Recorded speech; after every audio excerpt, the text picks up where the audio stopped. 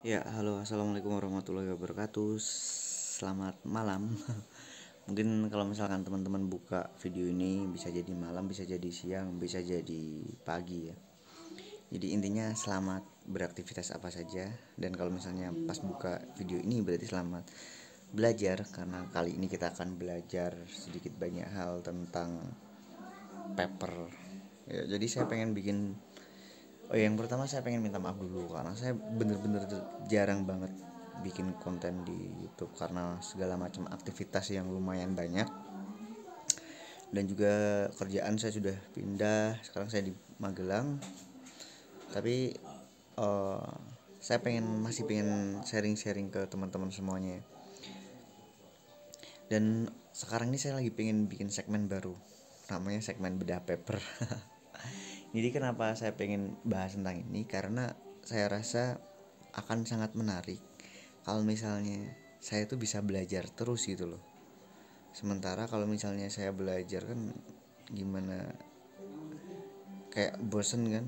Nah, kalau misalnya ada sarana buat sharing-sharing gini kan, nanti kalau misalkan saya salah dalam memahami, saya bisa sharing ke teman-teman. Kalau misalnya teman-teman ternyata uh, lebih bisa ngoreksi saya, teman-teman bisa baca juga di komentar. Untuk paper yang pertama ini, karena biar masuk judulnya bedah paper, langsung bahas paper orang ya. Jadi ini untuk paper yang pertama, paper saya dulu. Ini adalah jurnal saya. Paper saya pertama kali waktu yang saya pakai buat tesis kemarin tahun 2019. Itu waktu saya masih S2 di UIN Kalijaga, Jogja. Dan perlu teman-teman tahu, sebenarnya saya sebelumnya itu saya sangat minim atau enggak dong sama sekali babakan penulisan ya. Jadi ini bukan cuma saya sendiri saya rasa, tapi banyak sekali praktisi-praktisi IT yang sebenarnya bagus dalam hal praktisnya, teknisnya, cuma dia nggak ngeh bagaimana nulis yang baik dan benar. Mungkin termasuk saya contohnya. Dan sebenarnya nulis di IT itu susah-susah gampang. Karena susahnya kenapa? Susahnya itu sebenarnya karena banyak ilmu yang sudah banyak beredar dan diketahui banyak orang, meskipun secara naskah akademis tuh belum banyak ditulis. Soalnya banyak banget praktisi yang misalnya langsung dipraktekkan, diimplementasikan, tapi tidak ditulis dalam jurnal-jurnal akademis. Jadinya sebenarnya banyak banget peluang buat nulis hal-hal yang semacam ini. Seperti yang saya tulis dan saya jadikan topik untuk dapat gelar S2 ini sebenarnya sangat-sangat dangkal sekali. Bahkan waktu itu dari reviewernya nulisnya topiknya ini sangat dangkal sekali ya. Cuman kebetulan karena eh, dilalah saya lagi beruntung akhirnya lolos. Dan teman-teman harus tahu ya, ya mungkin ini nggak bagus banget, cuman ini termasuk salah satu paper yang masuk ke jurnal Scopus. Padahal tulisan saya yang kedua kali ya, kayak kedua kalau nggak salah. Dan ya meskipun ada dua reviewer dan salah satu tuh bimbang, istilahnya ya gimana nulisnya bagus tapi kok topiknya dangkal. Mungkin topiknya itu buat teman-teman yang praktisi itu topik yang sangat sederhana sekali, tapi untuk teman-teman yang di luar praktisi IT mungkin akan merasa oh ini amazing banget. Jadi judulnya penelitiannya itu adalah Analysis of Password and Salt Combination Scheme to Improve Base Algorithm Security. Jadi intinya adalah kombinasi antara password dan salt ya. Jadi kita nanti ada komparasi yang ngetes berbagai perbandingan antara penggunaan password dan salt, yang kombinasi antara password dan salt. Skemanya kayak mana aja, yang tujuannya untuk meningkatkan algoritma hash ya. Seperti yang teman-teman tahu, hash beda ya sama enkripsi. Karena kalau misalnya kita ngomongin hash itu kan nanti jatuhnya, kalau misalnya kita ngomongin hash itu kan nanti endingnya ada MD5, ada SHA, SHA-1, SHA-256, SHA-512 dan semacamnya. Kalau misalnya ngomongin encrypt decrypt kan macam-macam ya. Bedanya kalau hash itu satu arah. Nah kalau misalnya enkripsi itu bisa di decrypt. Nah bedanya kalau misalnya hash itu tidak bisa dibalikan. Biasanya kalau misalkan hash kan dipakainya di password, terus di token-token kayak gitu. Jadi cara menggunakannya misalnya ada A di hash jadi XX misalnya ya. Nah cara compare-nya kita nggak bisa XX dibalikan ke A, itu nggak bisa, tapi kita harus punya parameter lagi di hash lagi. XX bukan, nah iya berarti benar, nah misalkan enggak berarti enggak. Misalnya H ternyata XY, apakah XY XX? Oh ternyata enggak, berarti itu cara compare-nya kayak gitu. Kalau misalnya beda sama sama enkripsi ya. Intinya kalau enkripsi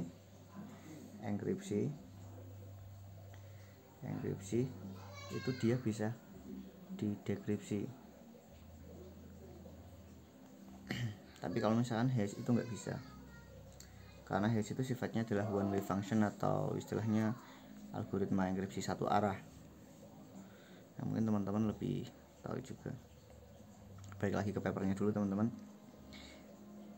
Yang saya tulis di sini ini sebenarnya sangat sederhana sekali. Mungkin kalau misalkan teman-teman nanti udah tahu, oh ternyata kok cuma kayak gitu mah aku bisa nulis lebih banyak lagi mungkin ya. Karena banyak sekali hal-hal yang sebenarnya sederhana, tapi kita nggak ngeh gitu. Ini pengertiannya hash tadi sudah tak jelasin secara singkat. Hash is an algorithm that change the string becomes a series of random character. Jadi nanti ya itu ya. Kalau misalkan teman-teman sampai di video ini, saya asumsikan teman-teman sudah paham apa itu hash harusnya ya. Tapi kalau misalkan enggak ya kurang lebih seperti itu.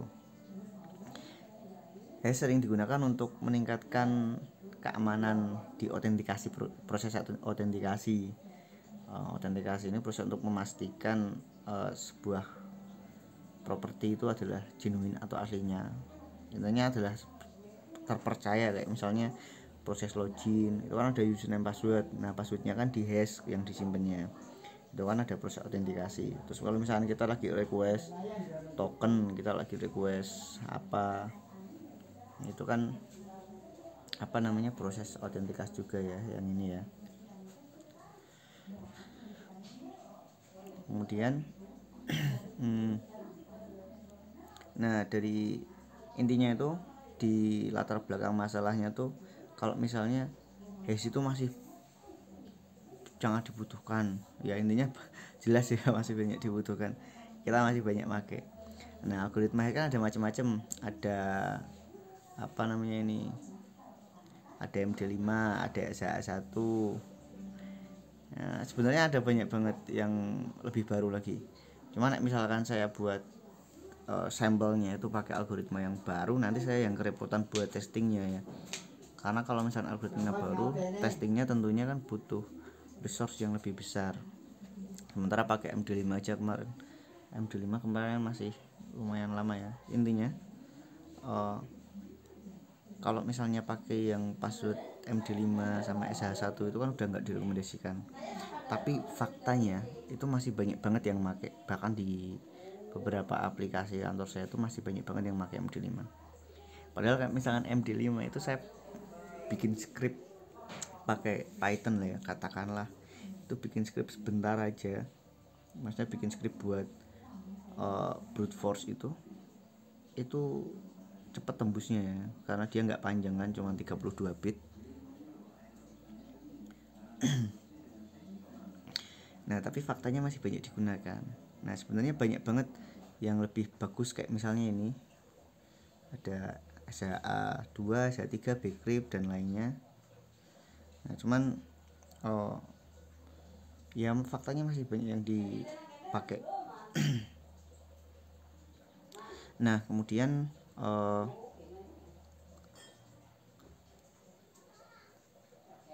ini ada related work, ini penelitian yang lain yang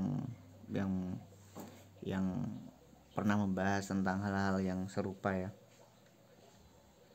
Ini nanti ada beberapa, nanti teman-teman bisa download sendiri paper saya, bisa dibaca. Tapi intinya yang menjadi landasan saya ini malah adalah tulisannya Abdul Rahman Karar ini. Saya jadi mikir kayak, oh ternyata hal-hal yang sederhana itu bisa dibikin paper, dan itu menarik. Karena menariknya karena waktu itu tuh saya masih bingung ya mau nulis apa, tapi akhirnya bisa menemukan yang bisa ditulis dan saya tidak perlu mempelajari lagi. Karena ini adalah buat saya yang seorang programmer, ini adalah tentang hal yang sehari-hari saya pakai gitu ya. Ini kita skip aja. Nah, nanti ini kita skip, nanti saya jelaskan langsung di teknisnya aja. Nah, bentar. Jadi apa toh Mas yang bikin itu istilahnya? Ya, apa toh yang saya bikin di paper itu tuh? Intinya gini. Saya kan bahas tentang rearrangement ya. Rearrangement.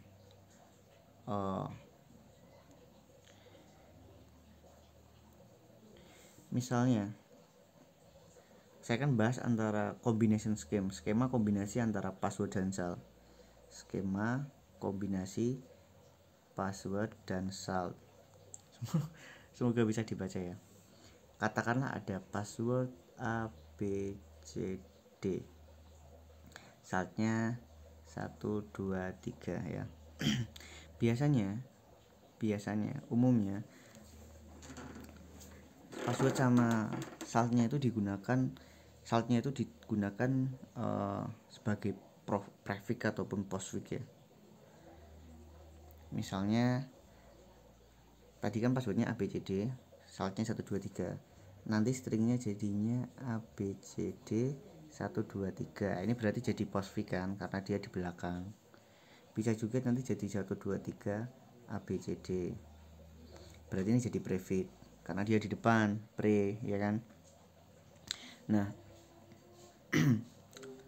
di paper saya tuh saya coba menyusun beberapa skema kombinasi yang mungkin akan bisa meningkatkan performa MD5-nya gitu loh, tanpa mengurangi kecepatan waktu proses. Karena kalau misalnya skemanya terlalu ruwet, nanti ketika hash-nya dipakai itu mempengaruhi loading time, mempengaruhi waktu tunggunya. Jadi kita menghindari itu, istilahnya biar skemanya itu seminimal mungkin, cuman hasilnya bisa beda jauh enggak gitu. Nah intinya kemarin itu gini, tadi kan biasanya jadi prefix dan postfix ya saltnya ya. Nah di penelitian saya itu saya coba gini, jadi A1 B2 C3 D misalnya. Jadi di swap, nah, teman-teman ngerti ya maksudnya. Ini kan saltnya nih, ini kan password,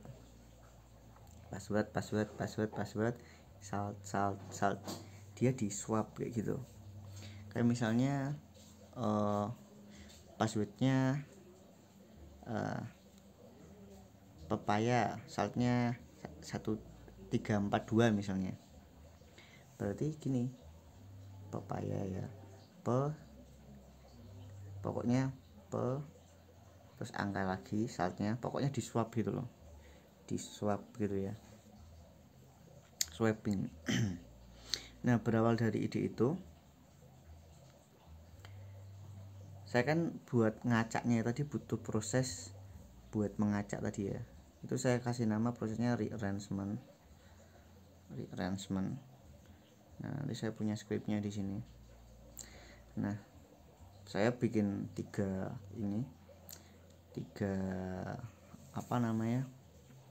skema yang nanti bakal saya uji. yang sudah saya uji maksudnya sih. Ini hash, ini saya pakai MD5, tapi teman-teman misalnya teman-teman lebih pro dalam bidang mengcrack atau punya super komputer yang mungkin nanti bisa dicoba ya, teman-teman bisa pakai algoritma yang lain ya. Tapi saya kebetulan kemarin waktu testing itu pakai MD5. Nah ini skema 1 hash, rearrangement, password salt. Jadi kayak tadi, misalnya ABCD 1 2 3 jadi A1 B2 C3, kemudian di hash, hasilnya itu yang disimpan. Sementara usernya taunya kan ABCD doang, ya kan. Salt, terus hash, rearrangement, password salt plus salt.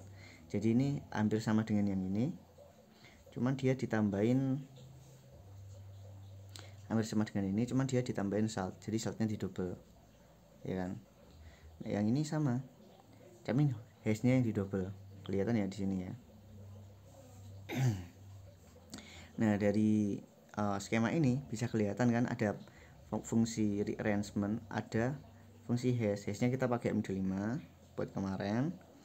Kemudian yang rearrangement itu ada fungsi ini yang buat mecahnya ya.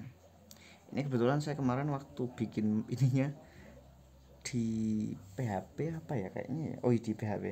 Tapi teman-teman bisa pakai macam-macam, terserah, pakai yang lain pun bisa, pakai Python, pakai macam-macam, itu boleh banget dan bisa digunakan.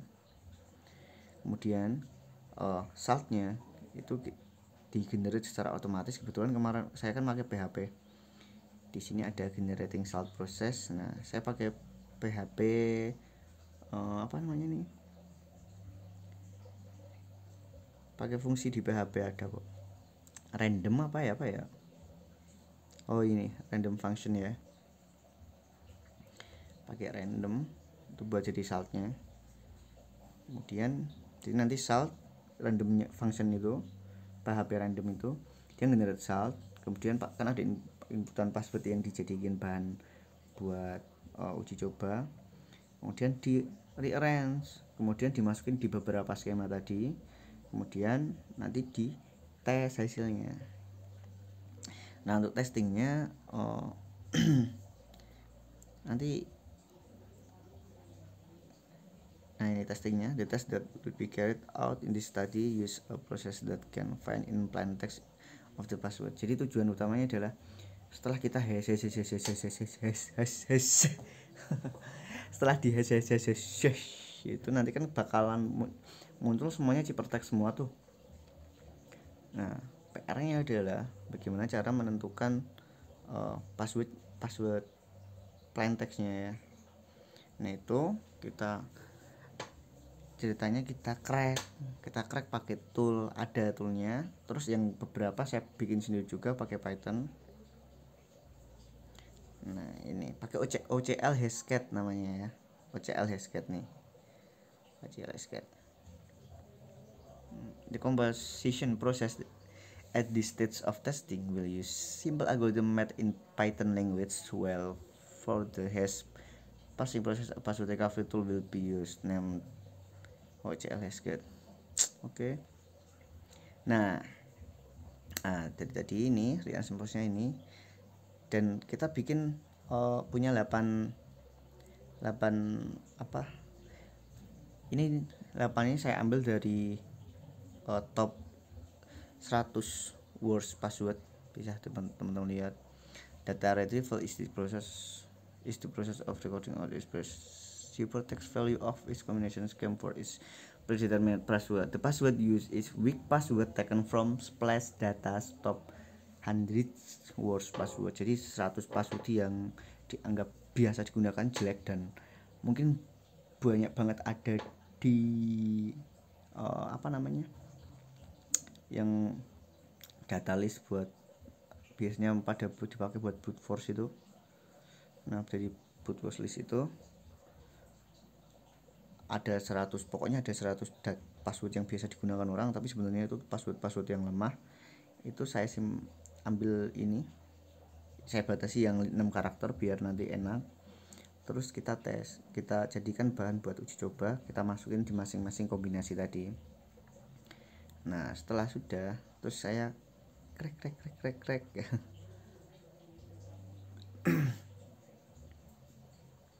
Nah, oleh sketnya pakai ini scriptnya, tapi nanti mungkin teman-teman bisa ngecek sendiri ya, bisa ngecek sendiri soal ini ngeteknya pakai kayak OCL sketch pakai mass attack terus macam-macam kan nanti bisa bisa teman-teman pelajari. Kemudian ini script Python yang buat rearrangement saya bikin di Python ini, nanti teman-teman bisa tutorialnya. Hasilnya kayak gini, jadi ada password, ada saldo yang saya generate otomatis, kemudian cracking hash ini maksudnya waktu saya dapat itunya berapa, terus reverse arrangementnya berapa, terus total buat saya mendapatkan passwordnya itu berapa. Nah ini skema 1 ya, skema 1 tuh rata-rata 1 jam ada yang 7 detik 5 detik ya, paling lama 1 jam ya. Skema 1 tuh yang biasa tadi. Kemudian yang skema 2 itu ada yang 2 jam. Terus skema 3 itu ada yang 1 jam, ada yang 4 jam teman-teman. Ini yang ada 4 jam juga nih, 4 jam 18 menit, 4 jam 5 menit. Oh ternyata malah sangar yang kedua ya. Jadi komparasinya seperti ini ya, skema 2 lebih dianggap tinggi, rata-rata waktunya sekian. Dan ini adalah referensi yang saya pakai teman-teman. Begitu skema 2 itu berarti yang ini teman-teman, kita cek lagi. Nah yang ini hash rearrangement salt plus salt, karena dia jadi hashnya tambah panjang karena tambah panjang ya, saltnya jadi password salt tambah salt, berarti misalkan panjang passwordnya itu 6 karakter tambah 3 karakter salt tambah 3 karakter lagi, berarti kan jadi 12. Jadi ya wajar aja kalau misalkan tambah panjang, tapi ini kan namanya skema buat diuji coba, jadi nggak masalah. Mungkin sebenarnya dari sisi teknologi ini dangkal sekali ilmunya, mungkin teman-teman kok koyo ngono iso mlebu Scopus, kok koyo ngono digawe paper to Mas. Ya gimana yo, waktu itu tuh aku bingung bikin apa, terus ada paper yang membahas tentang itu, terus tak lanjutin lagi, dapatnya kayak gini, dan kebetulan sama pembimbingku dikasih masukan, akhirnya dapat bentuknya kayak gini. Kemudian tak coba daftarkan ke itu jaksa itu dan lolos. Yo alhamdulillah. Begitu teman-teman. Jadi mungkin untuk yang paper pertama ini segini aja. Nanti ke depan semoga saya bisa belajar untuk bahas paper yang lain dan bisa cerita ke teman-teman gitu ya. Terima kasih banyak teman-teman semuanya. Semoga bermanfaat. Assalamualaikum warahmatullahi wabarakatuh.